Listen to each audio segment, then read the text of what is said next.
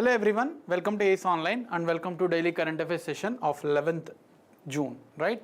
So these are the articles, very important articles we have. BRICS summit, so new members has joined recently and India has welcomed the initiative. So this is from international relations concerning India, right? Next one, PM-KISAN scheme. So this is part of schemes and policies. So you can say schemes as well as governance issues, right? So this is the first signature of our new government has signed on PM-KISAN. That's why it is there in news. Next one, Aditya L1 mission of science and technology. We will see about this as well. Biological diversity of areas beyond national jurisdiction. So environment related things, a very, very important article concerning the environment, right? Next one, CRISPR-Cas9. So we have seen this many times previously, but yes, we will discuss again because this is there in news, right? So science and technology. Then East Asia Summit, again from international relations, like first article, right? So these are all the 6 articles we are going to discuss, and then there are some factual pointers, and finally, of course, our practice questions, right? So I hope my voice, video, audio is clear. Very good evening, Keshav. So let's start with the first article, that is BRICS summit or BRICS group, right? The context is why it is there in news.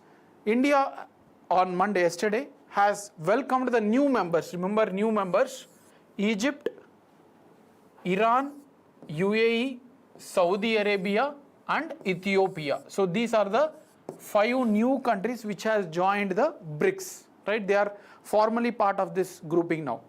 They have joined and it was welcomed in the sidelines of a meeting happened in Russia. So this is normal meeting, but yes, they all the groups including India, all the countries including India has welcomed these 5 new members. That's why it is there in news.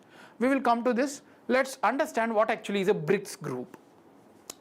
There are certain countries. In 2001, Jim O'Neill has coined this term. 4, that is without South Africa, BRIC. BRIC in the sense that he is an economist and he has identified that these 4 countries, India, China, Russia and Brazil, are going to rule in the coming years. Of course, it has happened also. After 2001, he has coined this and it was felt that these 4 countries are going to play a major role in the global economy. So that's why this term was coined by that particular person, and yes, the countries has taken this as a serious manner and they have joined. So earlier only 4 countries was there: Brazil, Russia, India and China. Later South Africa has also joined and it became the BRICS grouping, and these are the main economical bloc, right? It is not a military group, it is an economic bloc which are going to contribute more for the overall world growth, right? So this is the background of this. You can see the importance, like what are the important elements. A very good evening, Srinath. So important elements of the BRICS. The total population is 3 billions of all these countries, 5 countries together.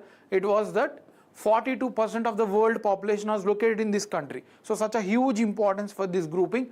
Next, they are contributing 23% of world GDP. There are more than 200 countries, and only these 5 countries itself has contributed to $21 trillion, and that to 23% of the total world GDP. So I'm telling you the very importance of the BRICS nations. And also total area. The total area of the world, out of the 30% is covered within these 5 countries. Such a huge importance that they have. They are one of the largest in terms of territory as well as GDP growth as well as the population. They are having the high significance in the world. That's how they came together and to develop into a economical bloc. We need to know few facts also when it has emerged. What are the importance agreement under it? We need to have a look into the facts also beyond. Like you understood that the bloc is an economical one, that they want to grow in a economical manner, not only for those 5 countries, but the contribution to the world as well. Now, let's see when they formally came. Even though the term was coined in 2001, the formal meeting, first meeting has come up in 2006. It was formally launched in 2006, right? In the foreign ministers meeting of the BRICS countries. Now the first BRIC summit, it is not BRICS, understand, there is no S. South Africa was not part of the first summit. It has happened in 2009 in Russia. 2009 summit was happened in Russia, right? The first summit. Then South Africa joined as a next country after the 4 countries which are part of the from the first beginning itself.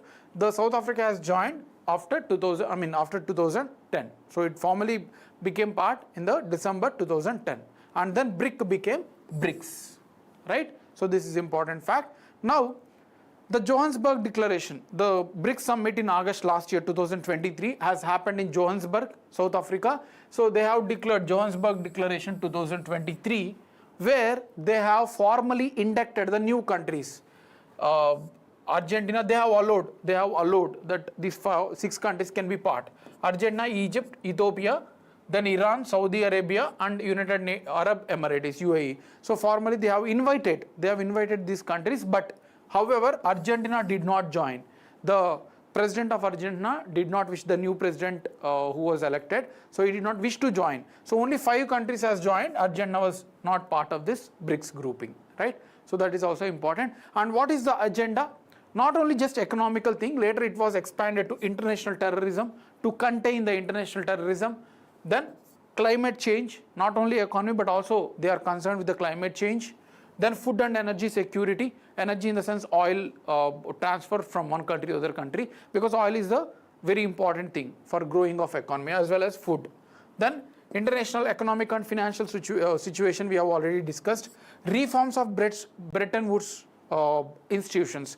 We have World Bank, we have International Monetary Fund, which are called as Bretton Woods. So they are just acting as on behalf of the developed countries. That's why the BRIC countries want to reform in this Bretton Woods agreements, right? And then trade protectionism and WTO. This is also being taken under the BRICS summit, right?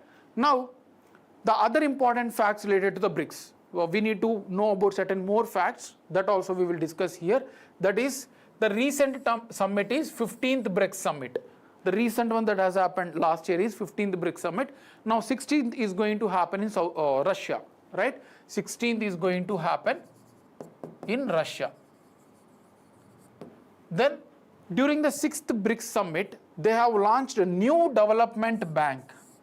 New development bank, like how we have Asian Bank, Asian Infrastructure Bank, specifically for BRICS also, they have launched new development bank with headquarters at Shanghai. So it gives loans to the member countries and even beyond. For other countries also now they are giving loans. So banks should be there to support these countries. That's why they have launched in Fortaleza in Brazil.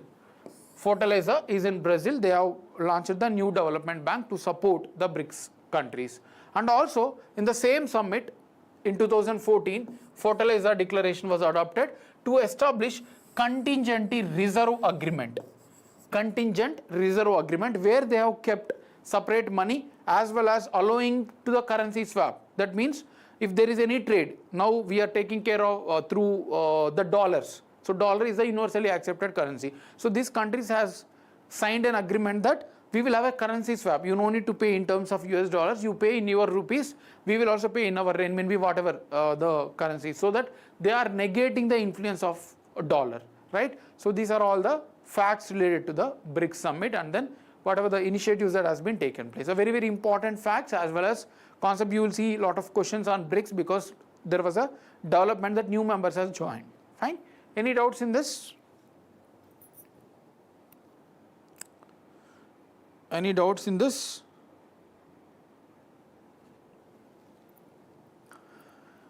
Let's move to the next article, that is PM-KISAN. PM-KISAN. Kisan Samman Nidhi, right? The context is recently the new government after a result and all under Prime Minister Narendra Modi ji has signed the first signature on releasing the PM-KISAN funds. This is the 17th installment since its launch. This is the 17th installment which they have given, right? That's why we have taken this article. Now, what is this PM-KISAN Yojana? Farmers required inputs, right? Backward linkages we call. This is the forward linkages. So here happens the production, the cultivation happens.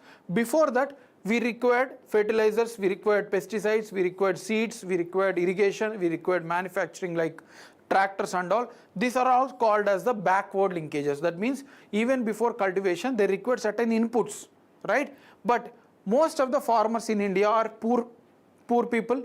That's why they don't have proper support. In the background of this situation of farmers, the government has launched Pradhan Mantri Kisan Samman Nidhi Yojana, PM-KISAN scheme, where they are going to give 6,000 rupees per year.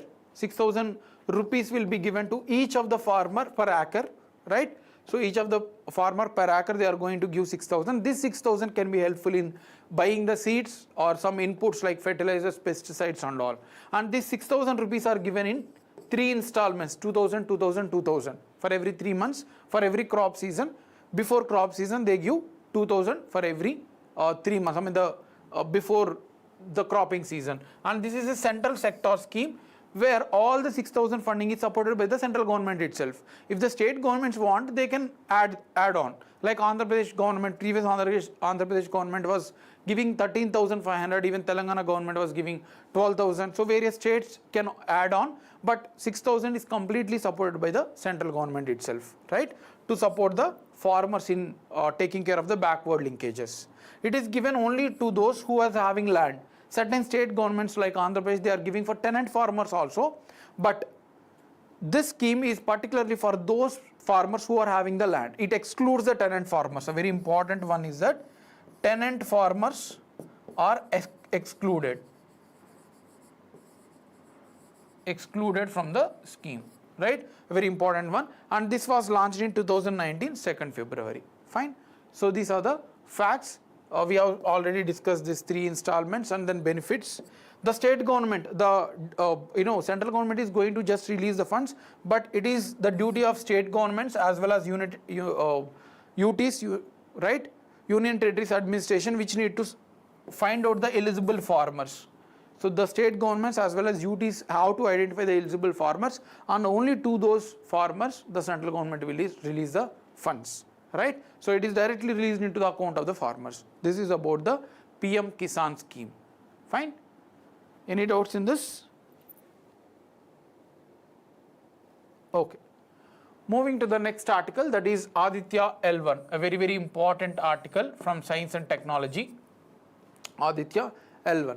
The context is ISRO has released the images of sun captured by Aditya L1 during May. Like last month, they have captured the images of sun, right? So that's why there is an article. You need to know about a very detailed. See, like I can take example of recently happened state PSC in the Telangana. The questions are very deep that you just need to know. I mean, you cannot just need to know what actually Aditya L1. You need to know about the features. You need to know about the specifications. So they are asking the questions in detail, not only in Telangana, but in all the states. You can see the question standard has increased. The people who prepare with a very detailed manner, then they only will be able to score high, right? So you need to have a deeper understanding of the elements. Let's see what is about Aditya L1. This is the India's first mission to study the sun, right? Till now we have launched for Mars, we have launched for Chandrayaan, we have launched lot of satellites for Earth observation, but this is the first project of ISRO to study the sun, right? And it was launched in 2023, September 2nd. This is the date of the launch. And the satellite was kept in the like L1 point. We will see about L1 point, why only at this point this was launched, right? Initially for few days, the satellite has rotated around the Earth, and then it was transited and it was launched around the sun. So it is vertically, not like this, rather it is revolving completely in the sun synchronous. So it is observing the sun, a very important one to be understood. Right? We will see this in detail, why it was exactly launched around the L1 point and all. Right? So this is the L1 point. You can see this is the sun and this is the earth. So moon is revolving around the earth. So there is no eclipse also will not be affecting, because there is no moon coming in between the satellite and also satellite was placed far away in L1. So why only L1? We will see the details. This is the launch date, launch date and the specification. Why they have launched? To study the sun, anything related to sun, the emissions from the sun, right? So whatever happening around the sun, it is being studied.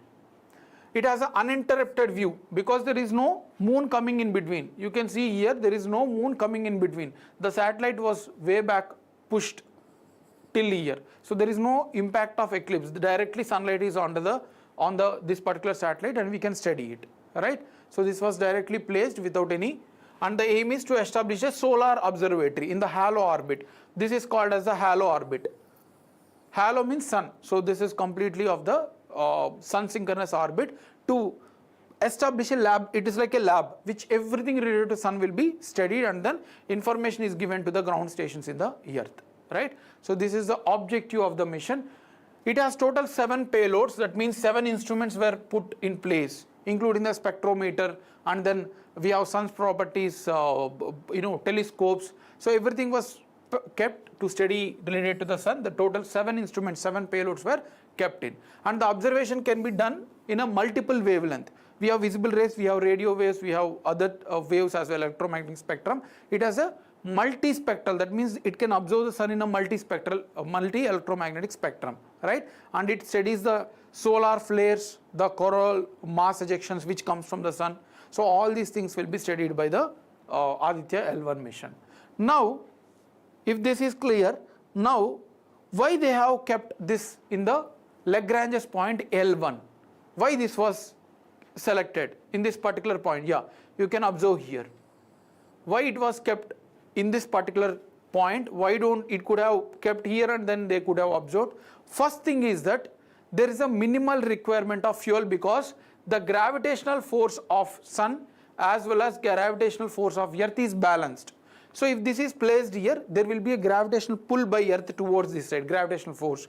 Then it required lot of fuel to be consumed. So if it is balanced between sun gravitational force and earth, so there is no impact of any gravitational force. It's completely balanced. So there is no impact at all. So it can freely revolve to observe the sun. That is one thing. Then moon is there. Usually the satellites are kept here and moon is here. So there is a eclipse issue. But now as it is placed even beyond the moon, so there is no moon intervention between the earth and sun. So that's why it can be observed freely without any eclipses. So these 2 factors were the main ones because of the stability and all. And from earth's surface, it is 1.5 million kilometers. That means 1 million 10 lakhs. So 15 lakh kilometers away from earth's surface it was placed, right? A very important one. It will have an uninterrupted view of the sun. Fine. So that is about the L1 point, Lagrange's 1 point. Now, what ISRO has said about recent observation in the context, coming back to the context, what ISRO has said? It said that they have captured the images of the sun, which are dynamically active, because in the May we have a huge amount of heat. That's why it was able to observe this uninterrupted sunlight which is coming from the sun. So it has observed and taken the pictures of solar flares and all, right? And also it has observed coronal mass ejections. Coronal mass ejections are nothing but the solar material or whatever the elements that are coming from the sun towards the earth. It includes the plasma and other particles as well. So those coronal mass ejections are very high heat when compared to the normal sunlight. They do have the high amount of intense heat, which will have an heavier ions as well as heavier magnetic field, heavier protons. All these atoms from sun towards earth are in a very high intense manner. So to observe these things, they have launched and they are able to study them as well, right? So what will be the impact? Why we want to reduce this? Till now we can't stop them. We don't have technology, but yes, we are studying them because they can impact the magnetic storms. Geomagnetic storms means any magnetic elements which can come towards the earth's surface, and they may disturb the grids as well, electricity grids, as well as even satellites will not work properly because of this coronal mass ejection. And then they may create auroras as well. So these are auroras in polar regions of earth. They are high intense light, so there may be impact. As of now it is just about sunlight, but in future we don't know what will happen. So to study them as well, we have to know about coronal mass ejection.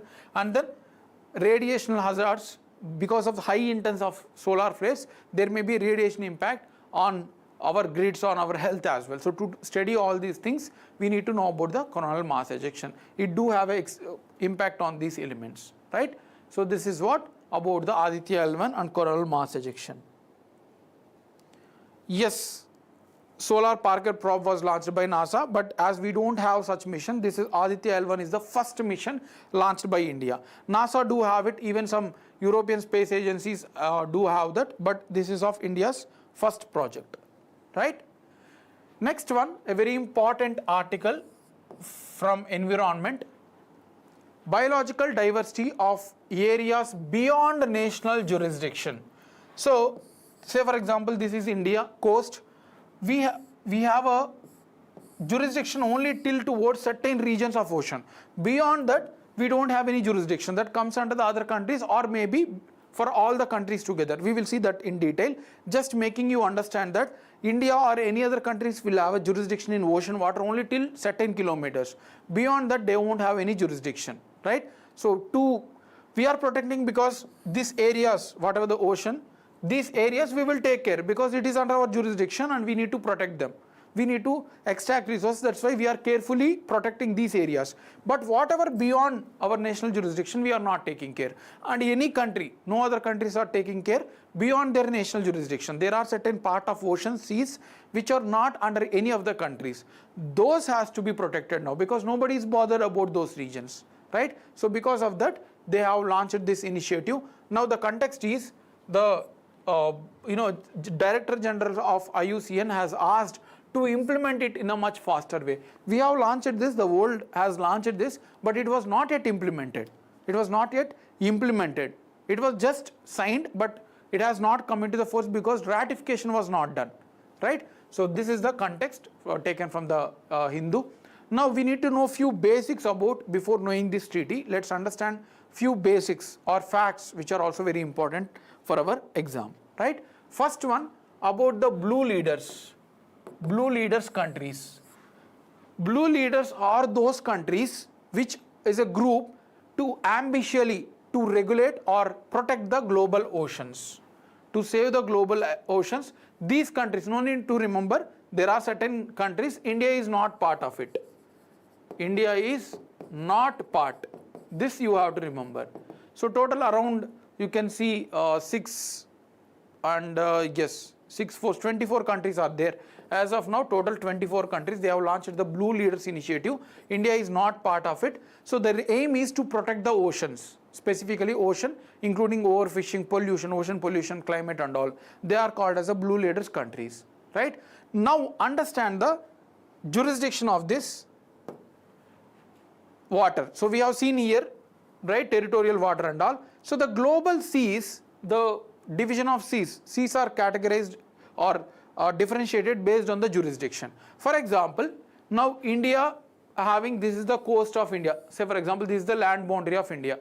From land boundary, the coast, till 12 nautical miles, 1 nautical mile is equal to 1.852 kilometers, right? So nautical miles are the measurement for the ocean distance. So from boundary of India, say, from here, it can be taken from here, yes. So this is the land boundary. Starting from our land boundary till 12 nautical miles, it is called as a territorial sea. Very important one, it is called as a territorial sea. From land boundary till 24 nautical miles, you can see here, till 24 nautical miles towards the ocean from land, it is called as contiguous zone, right? We will see what are permissible, what not permissible in the next coming slide in this, but just understand that from 0 to 12 nautical miles it is a territorial sea. From 0 to 24 nautical miles it is called as a contingency zone, contiguous zone. So from 12 to 24 it is called as contiguous zone, and then from till 200 nautical miles it is called as the exclusive economic zone. From here till here, right, exclusive economic zone. So from here till 200 nautical miles it is called as exclusive zones. So this exclusive zone will start from the territorial sea, right? So you can divide this as well, you can remove 200 nautical minus 12, so that is not very required. Just understand that from land area till 200 nautical miles it is exclusive economic zones. From territory land boundary till 24 nautical miles it is contiguous zone. From land boundary till 12 nautical miles it is territorial sea. So this division is very, very important. this division, 3 divisions you need to understand. Beyond exclusive economic zone, so that means greater than 200 nautical miles, no country can claim that this sea is part of them, right? So after 200 nautical miles, no country can claim. So those are called as the high seas region. Now this convention which we are talking about is aims to protect these regions, high seas regions, beyond 200 nautical miles, right? So this is the thing. Now briefly, let's understand these zones, what activities are permitted, what activities are not permitted. Territorial sea, that is 0 to 12 nautical miles. What are permitted for that particular country? These are the region where the rights extend not only to the surface but also sky. Even the airlines that is passing in this 12 nautical miles can be regulated by the country. So India can say up to 12 nautical miles, the other countries need to take permission if they want to fly. So it not only gives the ocean area, but the sky region is also given to that, right? So the coastal rights have complete limits. Whatever they want, they can do. It is completely in the hands of that particular country. But it is limited in one case, that is, if there is an innocent passage of ships. For example, one ship from Sri Lanka to Myanmar it is passing. So it can pass through, even it is a territorial sea of India. They can pass because it is an innocent passage. It is not allowed for military, but for trade and all, it is allowed. And in case of contiguous zone, this even not, I mean, it is only to explore the ocean, whatever the sanitary condition, that is, if there is any pollution taking place in this region or immigration taking place, few people are moving in that region, only in that cases the country can control. But beyond that, they don't have any issue, or they don't have any rights related to the flight regions, the flights which are passing from in the contiguous zone. They don't have any jurisdiction. The countries cannot stop the airplanes, right? So only that it is going to protect about any sanitary or customs laws like trade, illegal trade, piracy. Only in that case only it has the power, right? Now in case of exclusive economic zone up to 200 nautical miles, they can only explore the material, like under the sea there is a lot of methyl hydrates and all natural resources. They have only power to extract energy resources or ocean resources. Beyond that they don't have any rights, right? And then high seas beyond 200 nautical miles, they don't have any power. They need to take permission if they want to do any activities. So it is completely for the global good. Any countries can use those 200 nautical miles, beyond 200 nautical miles. So these are the 4 classifications. Now coming to the blue leaders, what they want to do. They have 2 goals. Blue leaders who want to protect this oceans, they want to protect at least 30% of the global ocean by at least 2030. So by at least 2030 they want to protect at least 30% of the oceans should come under the jurisdiction of their protection. This is the aim. And the second one is to promote the implementation of High Seas Treaty. High Seas Treaty we have just seen to protect this high seas region. The treaty was signed but not yet ratified. So this group want to push this to be implemented, right? Now what is this treaty about? We have already come across all these things, just that all the high seas in this region beyond the 200 nautical miles, they want to protect this, because there is no treaty till now aiming to protect the high seas region. So this particular treaty they are aiming to protect. It was launched in March 2023 and many countries have signed, but they did not ratify it. Only 2, like we will see. The main aim is to address the challenges of high seas, including pollution, everything of those oceans beyond 200 nautical miles, they want to protect. It was signed in 2023, right, March. So 88 countries have signed. This is the same thing, the treaty, what aiming and all, we have already discussed. So 88 countries have signed the agreement. Out of that, only Chile and Palau, only these 2 countries has ratified. No other countries out of this 88, they have not ratified at all. They have just signed. The implementation of treaty only comes when at least the countries have ratified. But only 7 countries have ratified so far. At least 50% has to be ratified.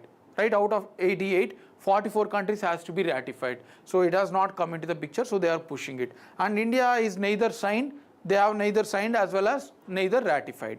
Right. So as of now, this is the condition of the treaty. Fine. Any doubts in this?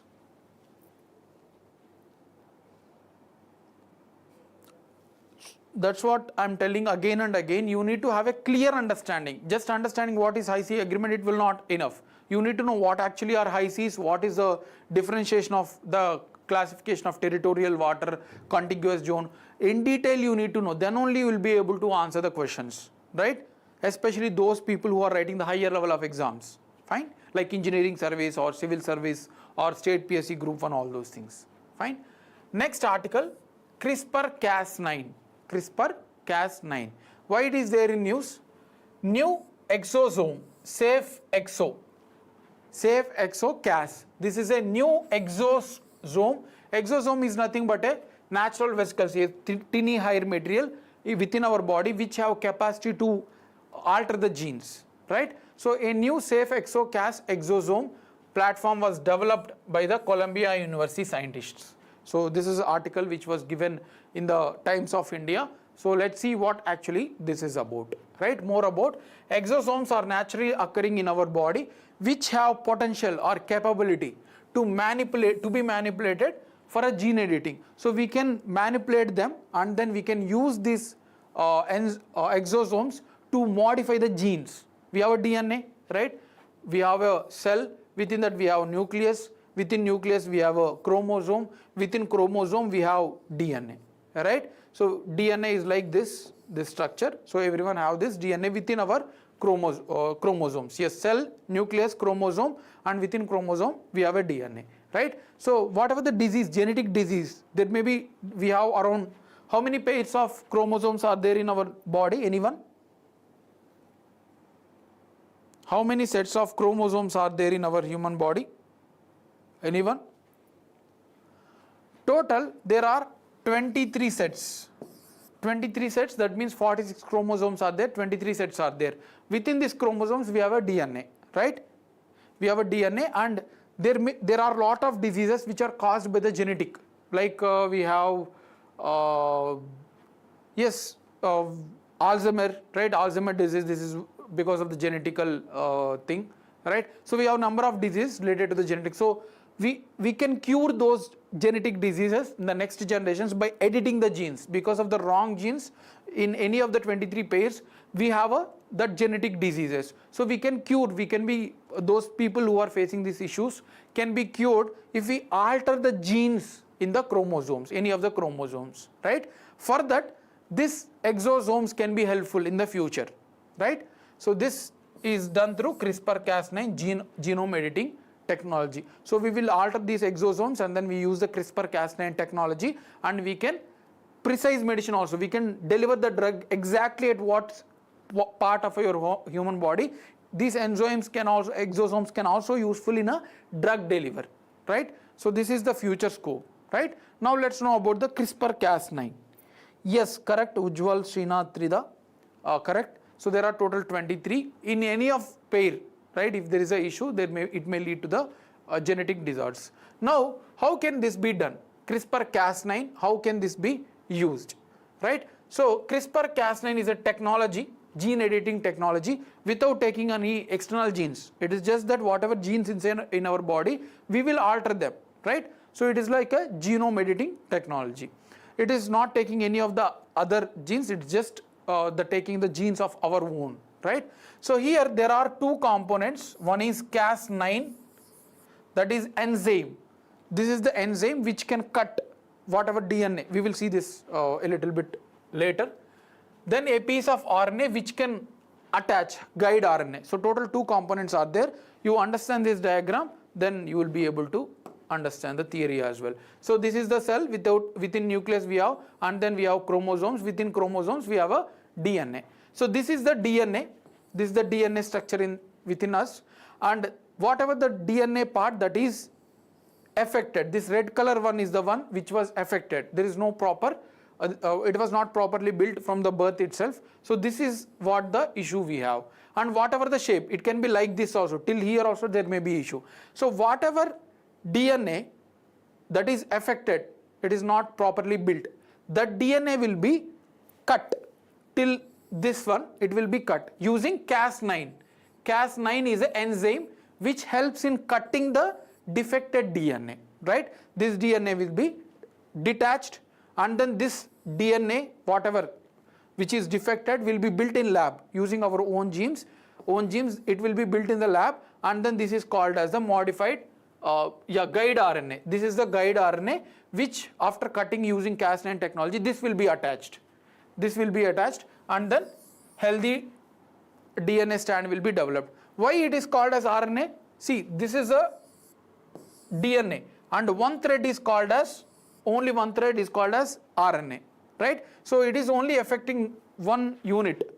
One unit we are changing, that's why it is a RNA. We are cutting it using Cas9, and then using guided RNA, the new developed one, we are attaching back to the gene which is affected, so that now it becomes a healthy DNA, right? So this is how we are going to do the CRISPR-Cas9 gene editing technology. Any doubt in this? Anyone in the approach?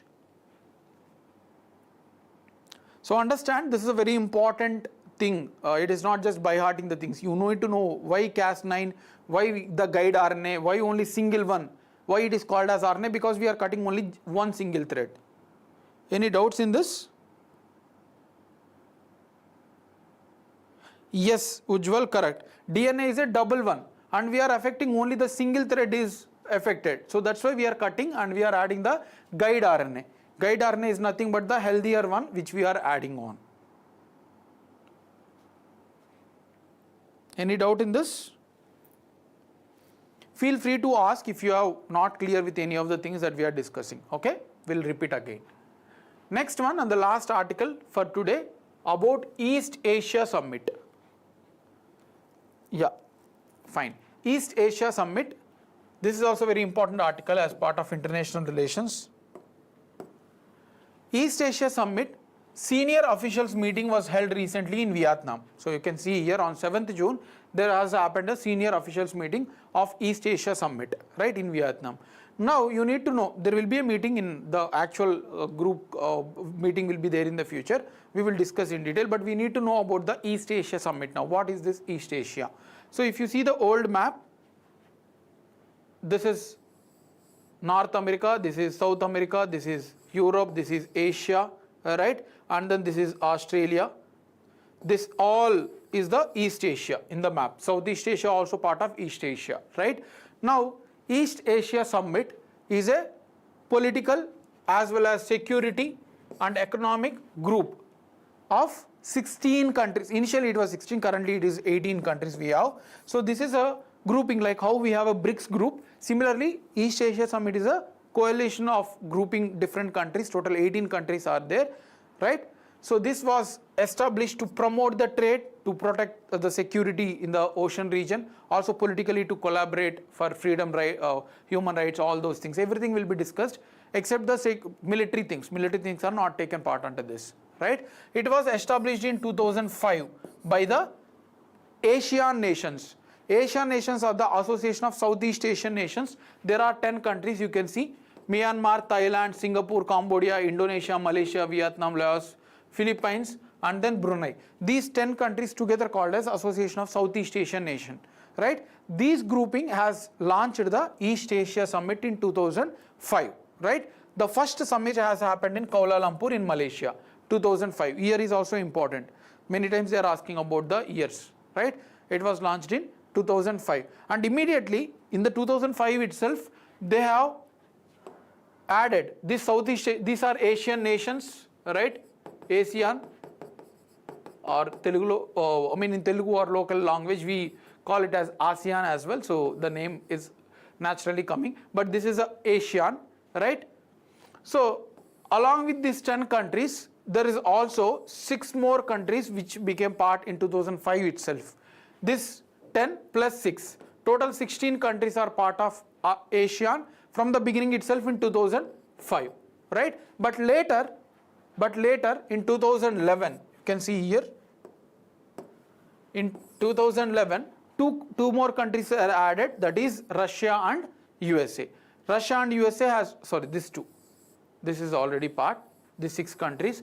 Russia and USA were added later in 2011, right? So India is one of the founding members. From the beginning itself, it is part, but later Russia and USA has joined, right? Now, what are the priority cooperation areas in the East Asia Summit? That is environment and energy, education, finance, global health issues and diseases, natural disaster management, ASEAN connectivity. So all these things are the priority elements for the Asian nations, right? So these are all the priority areas. Any doubts in this? Yes, Ujjwal, India is not part of ASEAN, but it is part of East Asia group. One more group is there, as the context has come, APEC, Asia Pacific Economic Cooperation, APEC. In this also India is not part. India is not part. Don't confuse.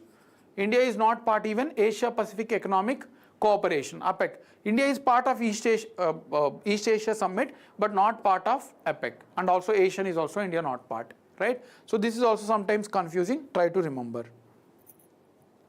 Yeah. So let's see some factual pointers. What are there relevant for our exam?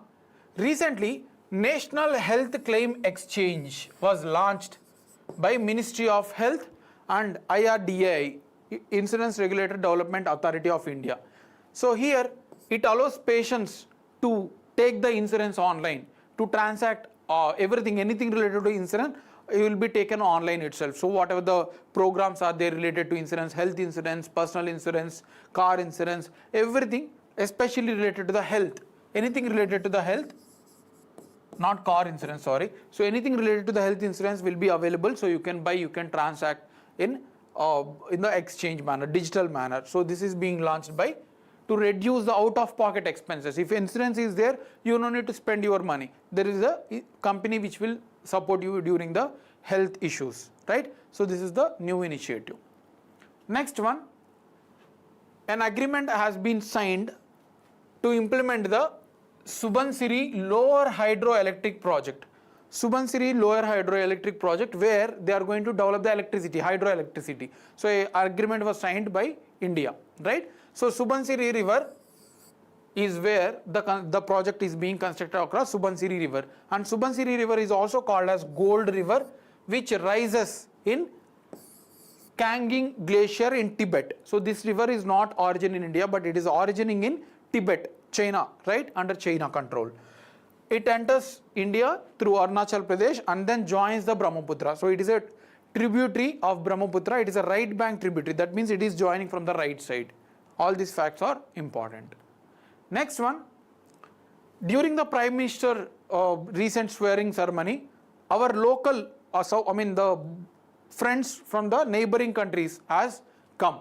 Sri Lanka has come, Maldives, President Seychelles, then Bangladesh, Mauritius, Bhutan. So this is not very important for us. But yes, the article mentions about the security and growth for all in the region, Sagar Initiative. It talks about the Sagar Initiative to promote our neighborhood. We have invited only the neighboring countries, right? So Sagar Initiative is the one which was launched in 2015 to promote free, open, inclusive, peaceful progress Indo-Pacific region, right? So Indo-Pacific region, to protect the Indian Ocean, the whole, this region, we have launched the Sagar Initiative, security and growth for all in the region. So it pertains to protecting the Indian Ocean region, which was launched in 2015. So it seems that India is affiliated more towards this initiative. That's why we have asked our neighbor countries to join the invitation of swearing ceremony, right? So that is about today's factual pointers. Yes, neighborhood first policy was implemented. Very good. Fine. Now let's see some practice questions about the from the articles that we have discussed. Which of the following statements regarding CRISPR technology is correct? So they are asking about the correct ones. So first statement, CRISPR technology does not involve introduction of any new gene from outside. So it is saying that we are not introducing any new gene outside of that particular body, whatever they're being tested. Within our body itself, we are identifying and then differentiating and then we are modifying. That's what it says. Second one, single guide RNA is one of the components of CRISPR. So they are saying that guide RNA, one single RNA, is part of this project or CRISPR. A special protein called Cas9 is used to break the DNA strand at specific points and remove the bad sequence. It says. So yes, guide RNA is part and then Cas9 is also part. 2, 3 should be there. So you can easily eliminate 2 options. 2 should be there, yes. Now first statement, we are, yes, correct only. Does not involve any introduction of any new genes. Yes, we are not introducing any new genes. It is our own, we are modifying in the lab and then we are introducing. So first statement is also correct. I have explained this specifically when we are explaining. We are not introducing any outer side RNAs. It is our own. We are just modifying and we are introducing. So answer is D. 1, 2 and 3. So who has answered this question? Srinath have answered, Ujjwal have answered and Trida has answered. Very good. Next question. This is asked in UPSC 2020. We have solved this previously a few months back. Again the same question because today we have discussed about the United Nations Conventions on Sea, about the division of territorial region and then contiguous region and then exclusive economic zone. So patiently read this question and answer it. That's what in the exam there will be certain questions which are lengthy in nature. The most important thing while solving these questions is not about knowledge but your patience. If you know basics and with the patience after understanding all the statements you can answer the question, right? So let's see. A coastal state has the right to establish the breadth of its territorial sea up to limit of not exceeding 12 nautical miles measured from the baseline determined according to the convention. So they are saying that they can establish the territorial sea up to 12 nautical miles. They have made this lengthy statement just to test the students' patience. After just reading the first line itself, they will go to the next question. But this is a very easy question if you know the basics, right? It is not just about testing your knowledge, they also test your patience in the exam hall. Fine. So they are saying this in the first statement. Ships of all states, whether coastal or landlocked, enjoy the right to innocent passage through the territorial sea. So they are saying that innocent passage is allowed in the territorial sea. Not military ones but innocent ones. Third statement, the exclusive economic zone shall not extend beyond 200 nautical miles from the baseline from which the breadth of territorial sea is measured. So they are saying that exclusive economic zone is up to 200 nautical miles simply. So what is the answer for this? First statement is correct. Yes, territorial sea is up to 12 nautical miles. Second one, innocent passage is allowed for all the ships even if it is a territorial sea. Third, exclusive economic zone is up to 200 nautical miles. So all the statements are correct and hence answer is D. So Ujjwal Singh and Srinath has answered it as correct. Correct, Ramya? Yes. Next one, which one of the following is not a BRICS country at present? So at present, which one is not a BRICS country? Ethiopia, Saudi Arabia, Argentina, Brazil. What is the answer for this? Brazil is part since the beginning, BRICS, alright, you can eliminate this option. Ethiopia and Saudi Arabia has recently joined. We have discussed. Argentina even it was allowed but they did not join. They did not join because of various domestic conditions. So answer is C. Ethiopia is a member, Saudi Arabia is a member. What other countries have joined? Tell me. Apart from Ethiopia and Saudi Arabia, Egypt also joined. Egypt also became part, right? And then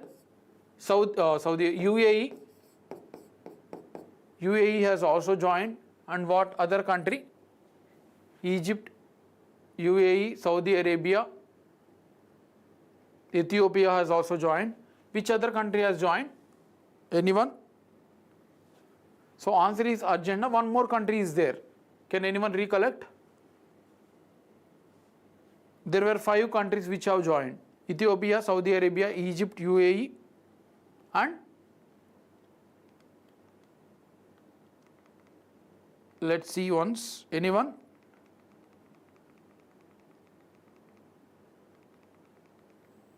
Yes, Iran. Yes, correct.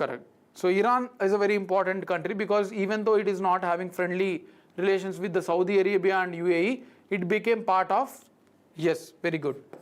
Iran has also become part. Fine. Next question. With reference to PM-KISAN, consider the following statements. With reference to PM-KISAN, consider the following statement. It aims to provide income support to all land holding eligible farmer families. It aims to provide income support to all land holding eligible farmers' families. The scheme is being implemented by Ministry of Chemicals and Fertilizers. This is the second statement. It is funded completely by the central government. So this is the third statement. So what is the answer? First statement, yes, it only supports to those farmer families which are having land. So all the eligible farmers who are having land are eligible. So first statement should be there. Third statement, it is completely funded. All the 6,000, it is a central sector scheme. 6,000 is funded by central government. So 3 should be there. Now, it is not implemented by Ministry of Chemicals and Fertilizers. Rather, it is implemented by Ministry of Agriculture. Ministry of Agriculture. So this is the wrong and hence answer is C. Correct. Keshav, Ujjwal, Ramya, all of you are correct. Next question, the last question for today. Which of the following statements about East Asia Summit is incorrect? Which of the following statements about East Asia Summit is incorrect?